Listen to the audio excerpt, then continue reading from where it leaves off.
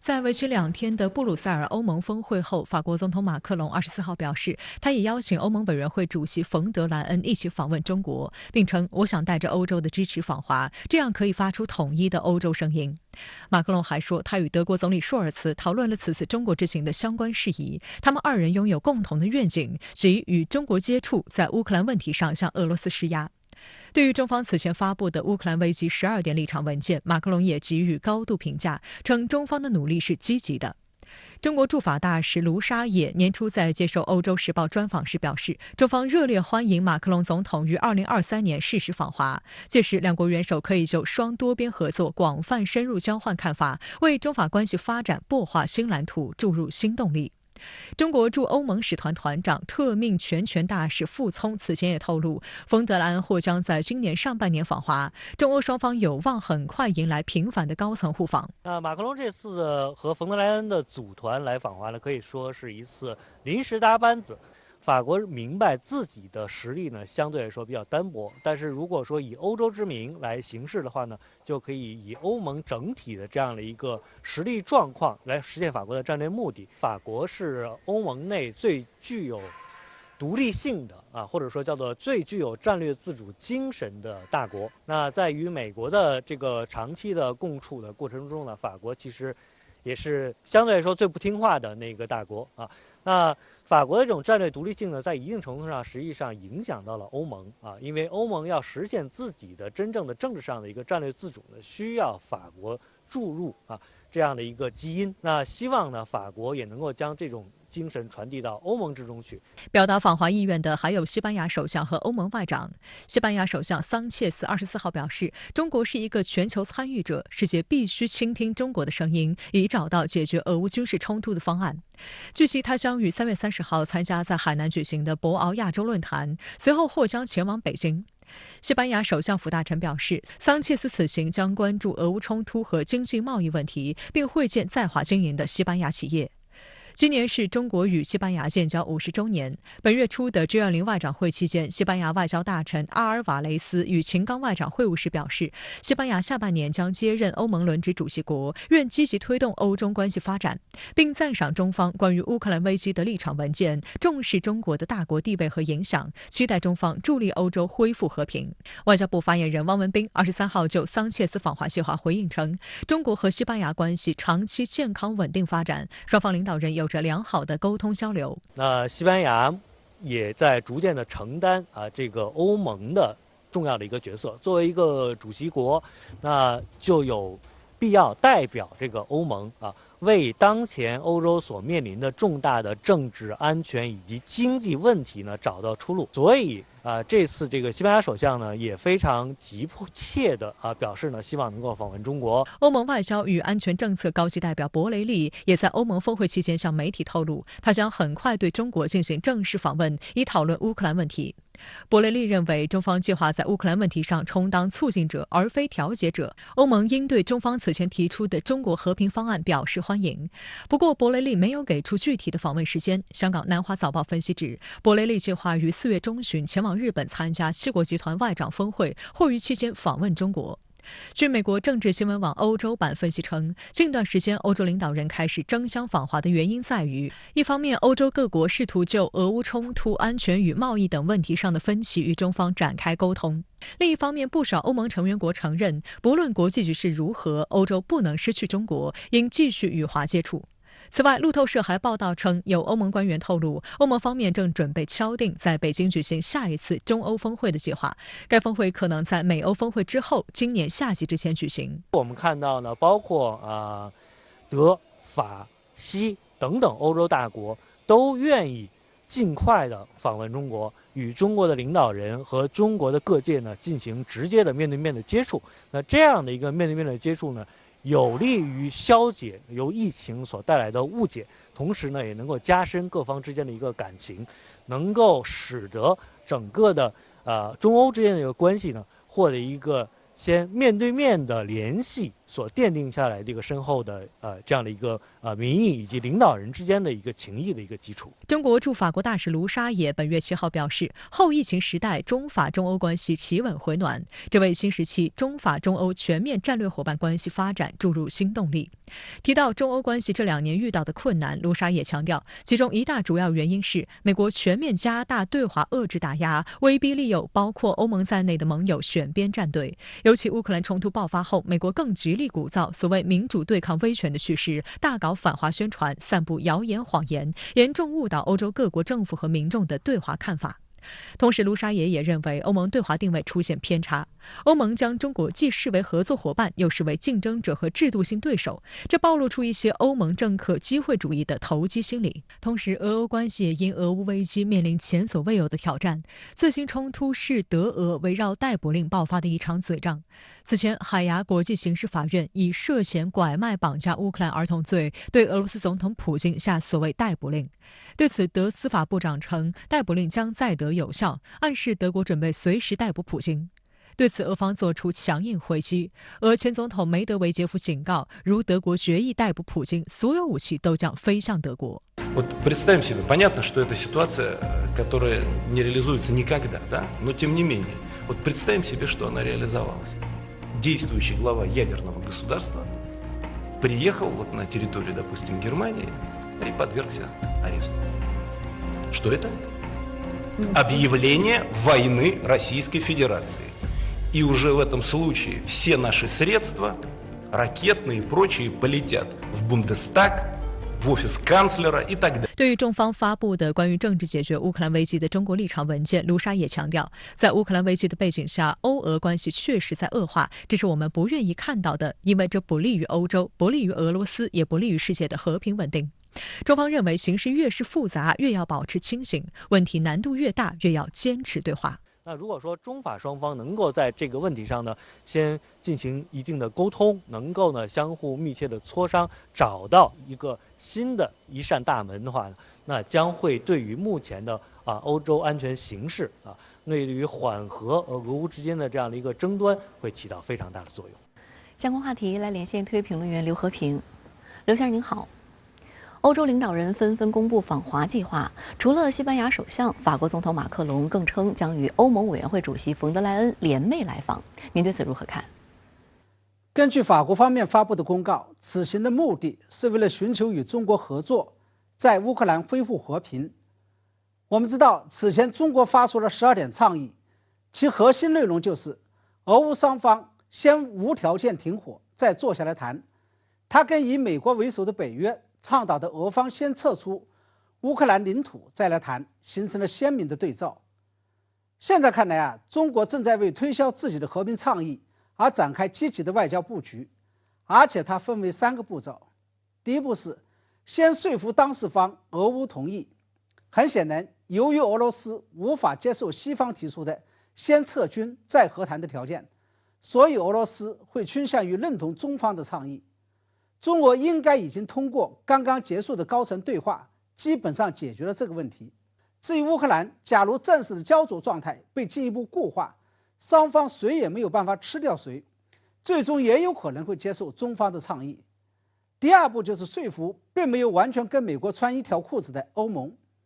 说服欧盟的关键是说服法德2个大国，这是中方继去年底邀请德国总理舒尔茨之后，法国以及欧盟领导人再度接踵来访的原因。由于早前中俄元首举行了会晤，充分交换了意见，相信普京也有话要通过中国来转达给欧盟。当然，在这个过程中，法德以及欧盟也想说服中国接受他们的先撤军再和谈的方案。假如搞定了欧盟，尤其是搞定了法国，也就意味着中国的方案已经获得了安理会5大常任理事国中的多数支持，美英将成为少数。中国就会开展第3步行动，也就是把中国的方案提交给联合国安理会。如此一来，眼下全球面临的最为迫切、最为棘手的俄乌冲突问题，就被中国而不是被美国搞定了。它所带来的国际影响，无论怎么评估都不为过。那在您看来，中国近来在外交层面上的一系列出手与布局，究竟要达到什么样的目的呢？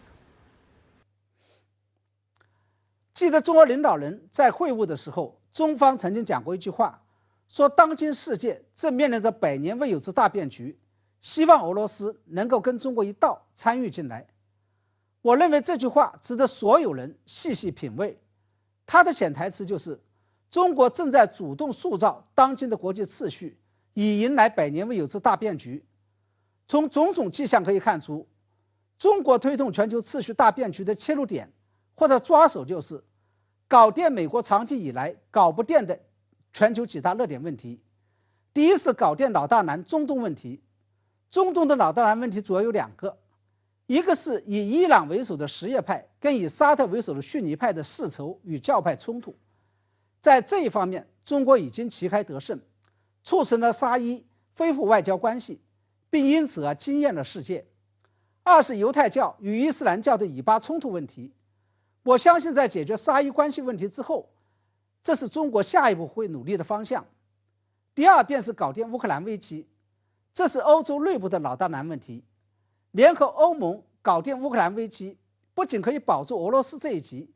避免美国肢解俄罗斯的阴谋得逞，而且可以促使欧盟强化战略自主性，避免欧盟因为乌克兰危机而被美国过度捆绑。如此一来，多极化的世界秩序就得以保全。而在搞定了这几大全球性的疑难杂症之后，我相信接下来中国便会回过头来解决中国自身面临的老大难问题。假如这些问题都搞定了，那全球性的战争与安全隐患就基本上可以排除了，人类将会真正迈入和平发展的大同世界。这是中国的美好构想。值得注意的是，在搞定全球与地区热点问题上，中国跟美国使用的理念与方法完全不同。美国是企图以西方的意识形态与价值观念让全球实现大一统，其结果是搞定了一些问题，也激化了相当多的矛盾。而中方这是摒弃了西方的意识形态与价值观念，奉行的是中国传统的和合思想，以及以和为贵，构建和谐世界的这么一种理念。也谢谢刘先生跟我们共同在线分享你的观点，谢谢。美国总统拜登3月23号到24号对加拿大进行了其上任以来的首次访问，双方承诺两国将在多领域推进共同优先事项上的合作，但涉华问题却充斥其中。行程中更反复拿中国说事。中国驻加拿大使馆发言人25号对此表示强烈不满和坚决反对。此外，美国贸易代表戴奇近日释出对与中国官员进行贸易对话持开放态度的声音，但同时强势表态，拜登政府将捍卫美国利益，并表示专注于投资，以更有效地与中国竞争。拜登携夫人吉尔访问加拿大首都渥太华，是任内对其亲密盟友加拿大的第一次访问，但理应彰显美加友谊的一次访问，中国议题却充斥其中。拜登时刻惦念中国，以致产生口误。24号，拜登在加拿大众议院发表演讲，谈及美国和加拿大在多个领域的合作时，称自己为中国鼓掌。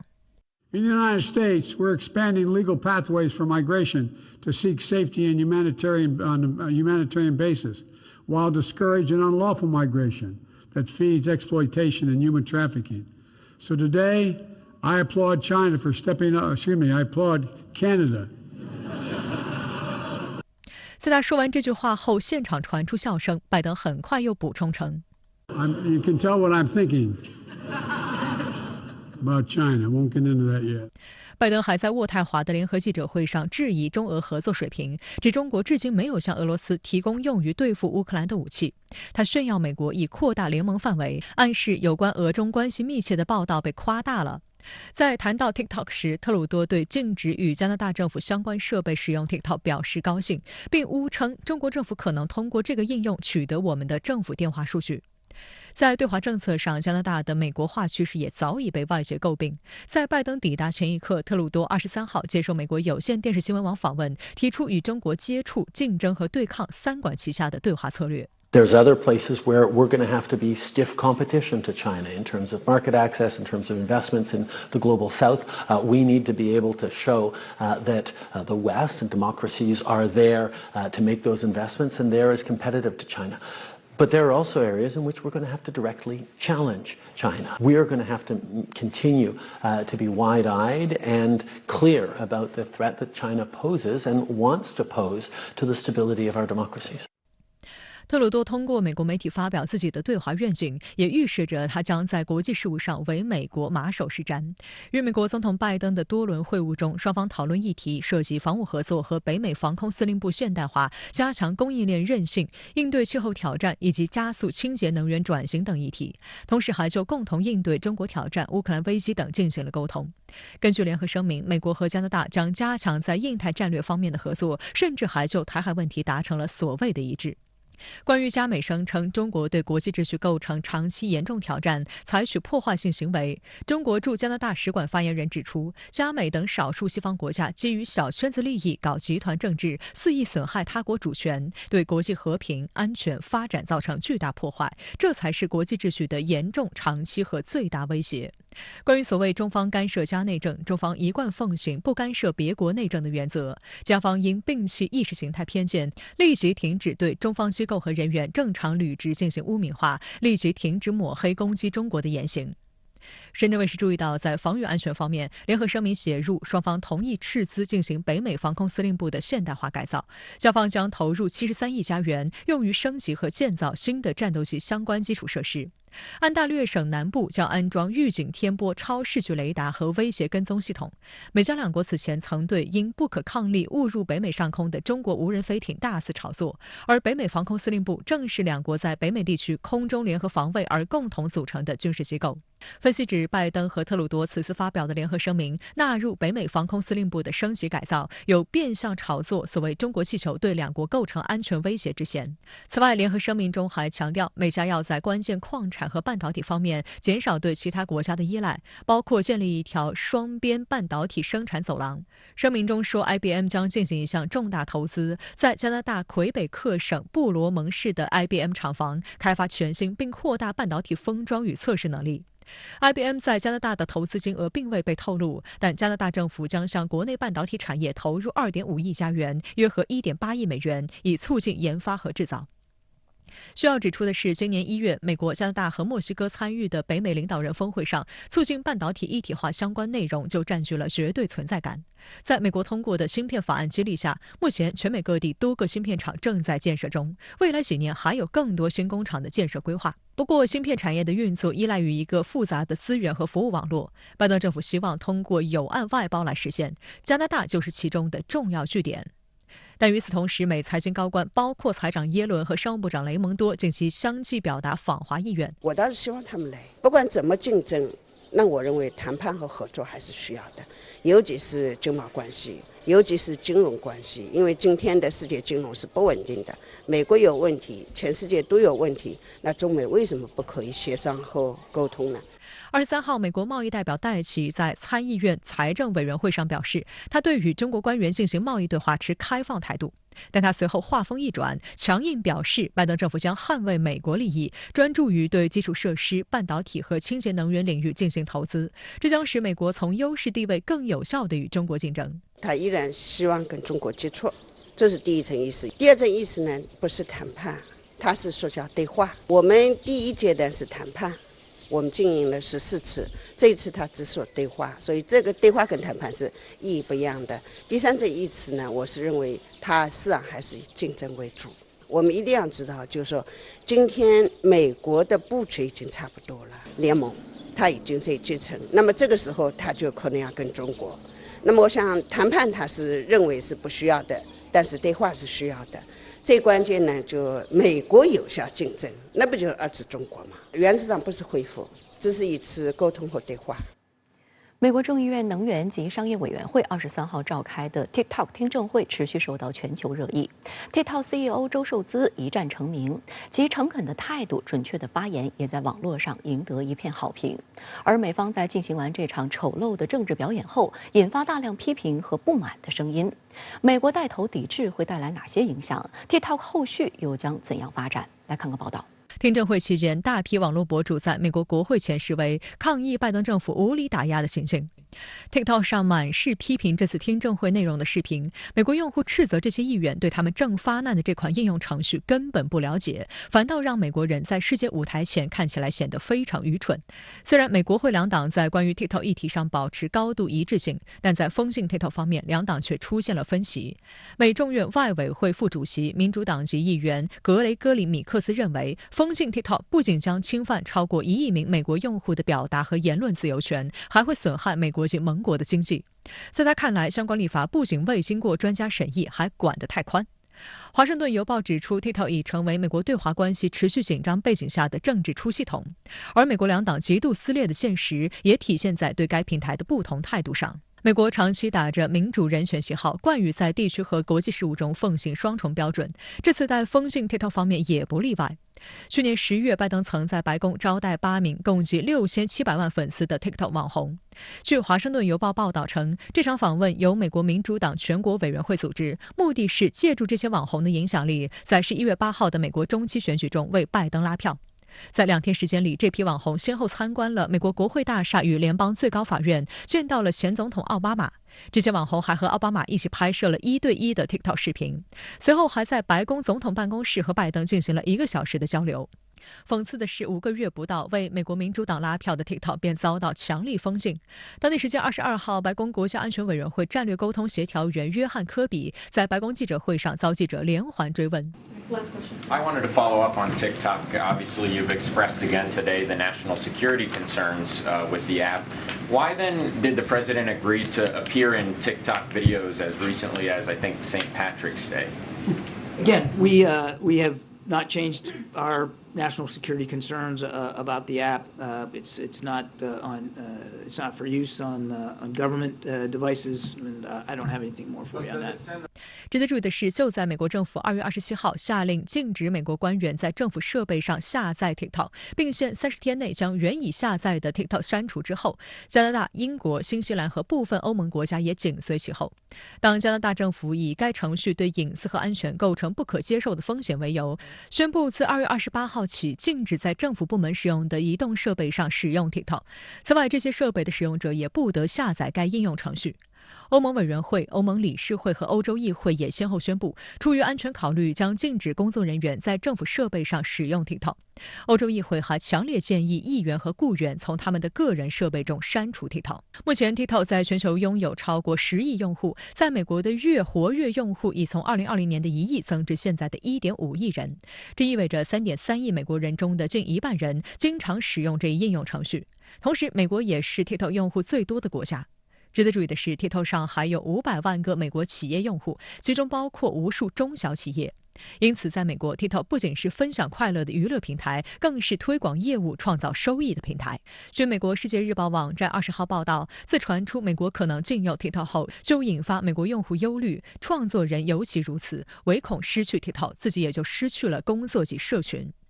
TikTok 被美国针对由来已久。2020年，时任美国总统特朗普发布行政命令，禁止 TikTok 在美国运营，但在针对该措施的一系列法庭诉讼中败诉。拜登政府上台后，于2021年6月撤销这一系列行政命令，并命令美商务部对相关应用程序带来的安全问题进行审查。据路透社报道 ，TikTok 去年6月已完成将美国用户的数据信息迁移到甲骨文公司的服务器，从而解决了美国监管机构对数据完整性的担忧。然而，美国联邦通信委员会委员布兰登·卡尔去年11月仍建议美国外国投资委员会采取行动，禁止 TikTok 在美国运营。对于 TikTok 未来如何在美西方国家继续发展，上海社会科学院国际问题研究所副研究员柯静对深圳卫视表示，在美国目前的政治氛围下 ，TikTok 所面临的挑战是相当大的，应做好充分和长期的准备，因为华为在此前已有过先例。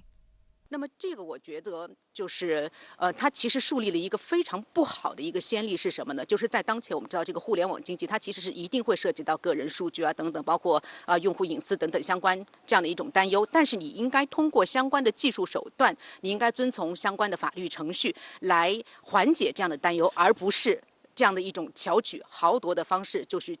禁止相关的公司在美国运营。那如果这样的一种方式，那形成一种风气的话，我觉得对于其他的公司而言的话，这个其实会树立一个很不好的先例，也是妨害美国自身所谓的自诩的这样的投资包括这个贸易自由的这样的一种形象的。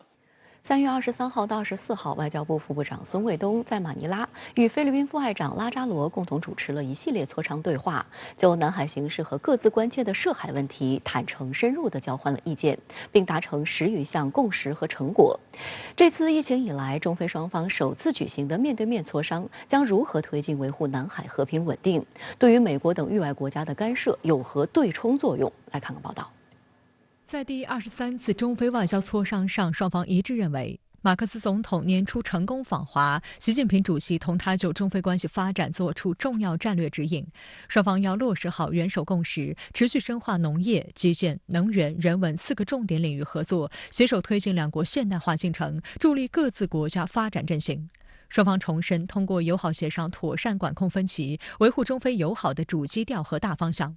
双方一致认为，地区国家保持战略自主、密切团结协作至关重要。积极评价中国东盟关系发展，将聚焦合作，携手打造经济增长中心，建设中国东盟共同家园。We hope to translate the outcomes of the state visit into concrete and high-impact engagements that are mutually beneficial for our two peoples,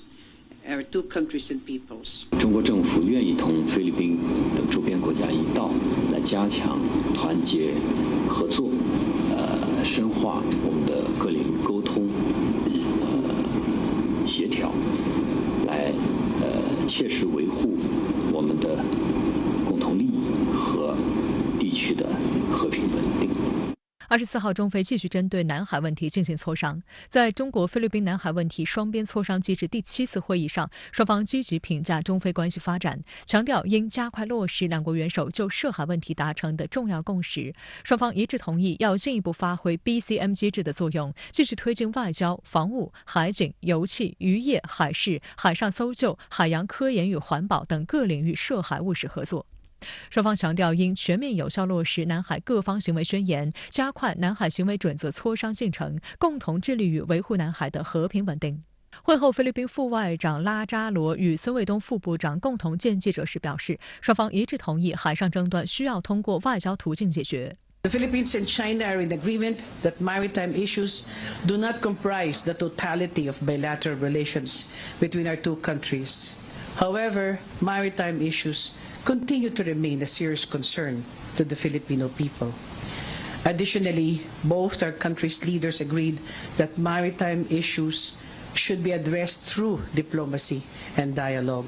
and never through coercion and intimidation. 根据中国外交部官网发布的消息，此次会议双方达成10余项共识和成果。通过这次的双边的一系列的磋商呢，我觉得双方还是取得了一些成果和共识。首先呢，双方是同意要进一步的落实好1月份这个小马克思总统访华的时候，双方领导人达成的一系列的共识，尤其是要坚持这个中菲友好合作的大方向不变，同时呢，要把这个南海问题置于双边关系的适当的合适的位置，就是进一步的同意要完善双方在这个涉海问题上的一些双边的沟通机制。那第三呢，双方也是同意要进一步的去落实好这个双方务实领域的一些合作。双方同意要进一步的去推进这个双方在落实南海各方行为宣言这方面的合作，以及要推进在这个南海行为准则磋商这些方面的进展。与此同时，美方持续搅局南海，美菲军事安全合作扮演了重要角色。2月初，马克思政府宣布，除了2014年美菲两国签署加强防务合作协议指定的5个基地之外，将允许轮换携带防御装备的美军无限期驻扎在另外4个菲律宾军营中。本周，菲总统马克思在菲律宾建军周年纪念活动期间，对外确认了这4个军事基地的大致位置，分别位于该国的北部、南部和面向南海与南沙群岛的巴拉望岛上。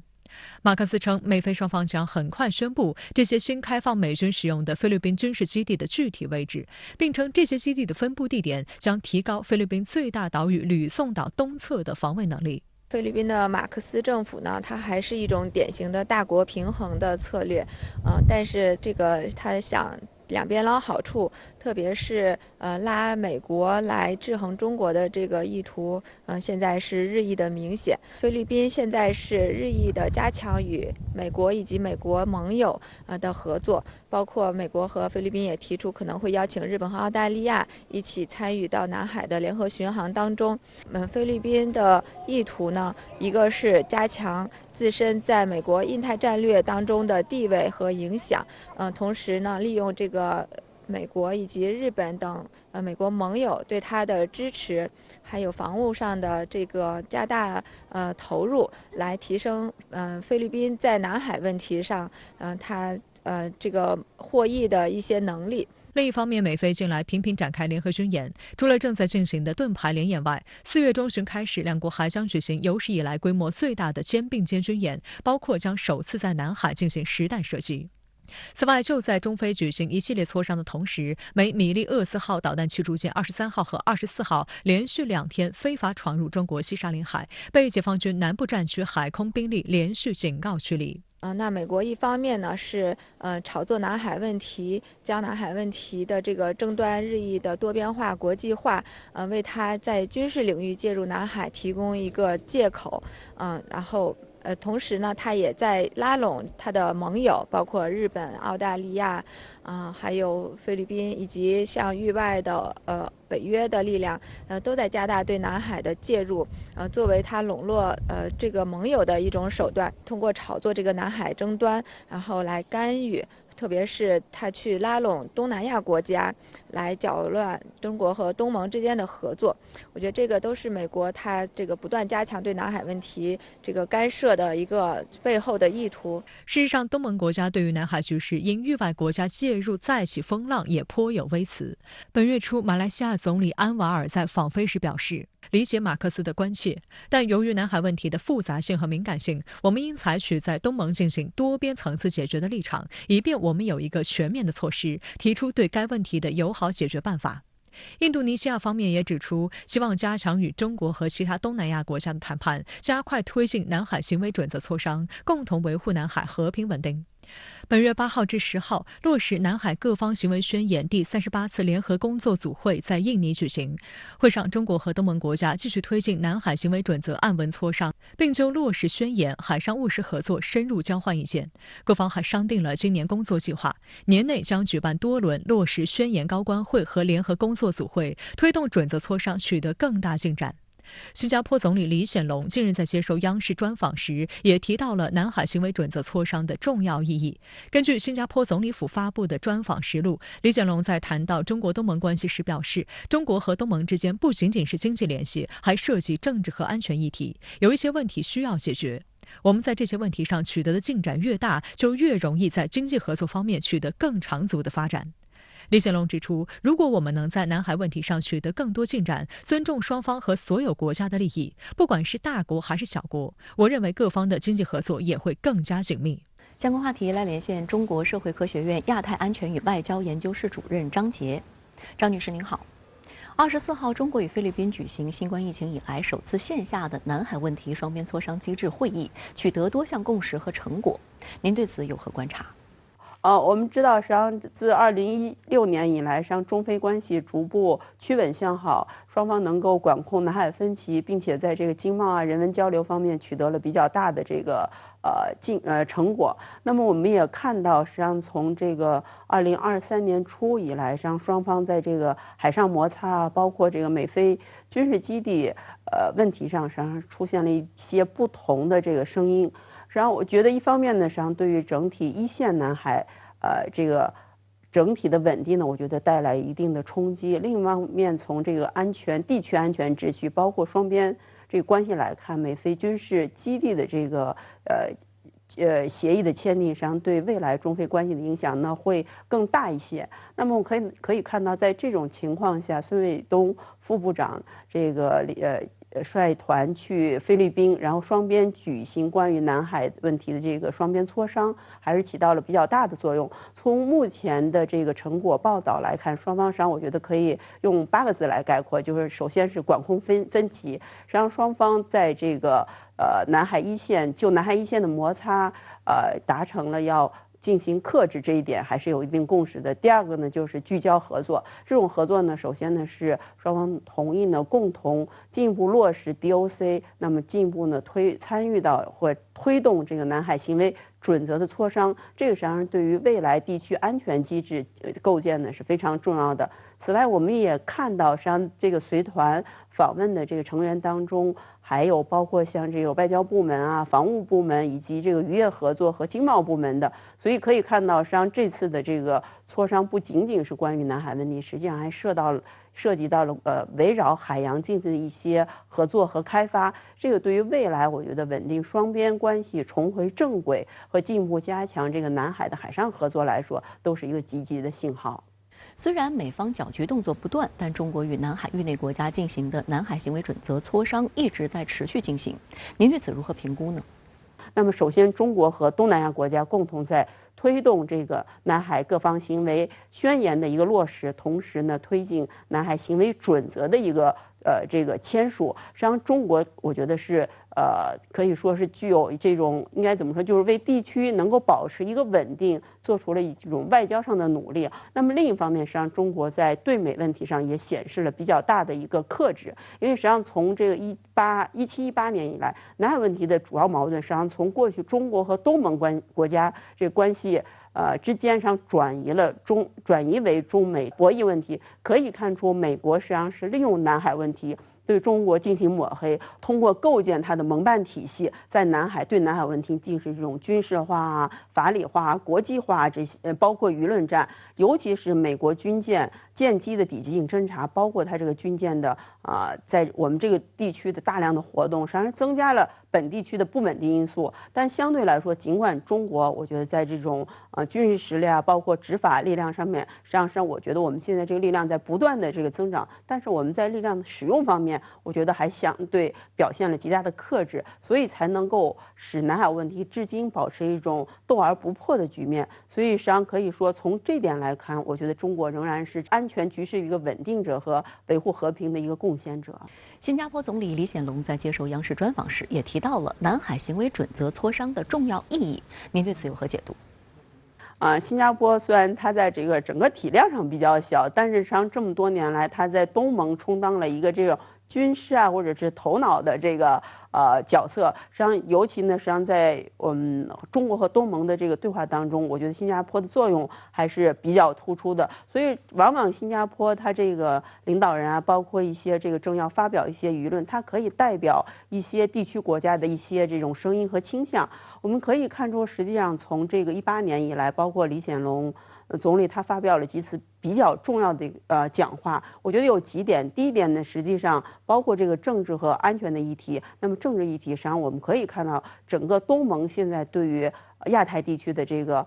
安全和政治形势，它是比较担忧的。也就是他认为中美战略博弈在加剧，那么它会对整个地区的经济和安全发展形成一定的冲击。所以它实际上是呼吁中美能够保持克制，能够进行一些大国的对话。实际上这是呢，它既有对美国角色的一种担忧，实际上也对中国实力上升之后，它也有一些焦虑和担忧在其中。第二点呢，实际上他也谈到了，实际上是谈到了南海问题，因为我们直接可以看到，实际上随着南海问题的升温，它还是部分的影响到了中国和东盟的关系。所以呢，我们可以从民调看出呢，实际上现在一些东南亚国家对中国的对华友好度它是在下降的。所以当区域经济合作发展到一定程度的时候，继续加深，它实际上是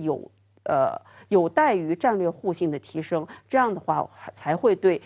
经贸合作进一步的这种深化起到一个推动的作用。所以我们过去是一直在提双方要加强这个双边贸易RCEP 的落实。那么从现在来看，我觉得通过好比说像更多的一些双边的对话，或者包括中国战略的进一步清晰化，包括推动 COC、DOC 这些谈判，那实际上通过一些机制化政治协商，能够更清晰的使这个地区的安全问题或者发展方向更清晰化。那么，包括前一段中国和东盟建立了关于这种危机处理的一些热线，实际上能够对于一些未来的安全问题起到一定的管控。这样呢，我觉得就是使这种政治互信和这种经贸合作能够两条腿同时走。实际上，在这种情况下，才可能通过一种可持续性的发展实现本地区的安全。那么同时呢，相反过来就是通过这种安全的长治久安，才能够为双方的这种经贸合作和人文交流创造一个比较好的地区环境。好的，也谢谢张女士跟我们共同在线分享您的观点，谢谢。